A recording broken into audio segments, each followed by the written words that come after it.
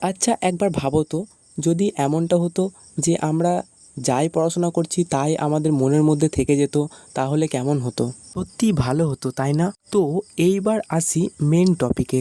তো বন্ধুরা, অনেক সময় দেখবে যে আমরা যখন কোনো কিছু দেখি, কোনো মুভি দেখি বা কোনো ভিডিও দেখি এবং সেটা আমাদের ইন্টারেস্টিং লাগে, সেজন্যই সেটা আমাদের মনের মধ্যে সেভ হয়ে যায়।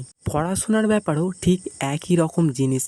মনে করো তুমি কোনো পড়ার কোনো টপিককে সহজে মনে রাখতে চাও, এর জন্য তোমাকে পড়ার যে বিষয়টা পড়ছো সেটার মধ্যে একটা ইন্টারেস্ট খুঁজে বার করতে হবে এবং ইন্টারেস্টের সাথে তোমাকে পড়াটা মুখস্থ করতে হবে। দেখবে অনেক সময় এটা আমাদের সাথে ঘটে।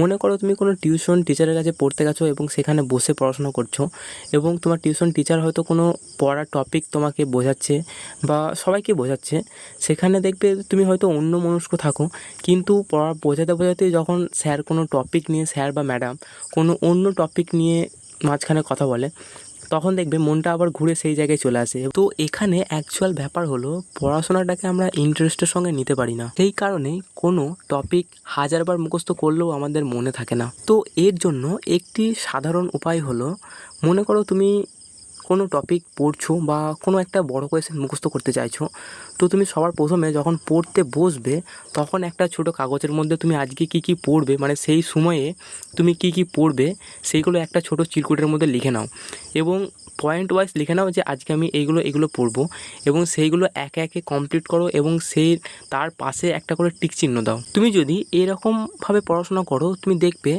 সহজেই তুমি যেটাই পড়ছো সেটাই তোমার মনের মধ্যে থেকে যাবে। আর যেগুলো খুবই বোরিং টপিক সেইগুলো প্যারাওয়াইজ ভেঙে নাও এবং তারপর পড়ো, দেখবে সহজেই মুখস্থ হয়ে যাবে। তো বন্ধুরা, আমি যেই দুটি সহজ পদ্ধতি বললাম এইগুলো একবার ইমপ্লিমেন্ট করে দেখো, আশা করছি তোমার পড়া মুখস্থ হয়ে যাবে খুব সহজেই এবং মনেও থাকবে।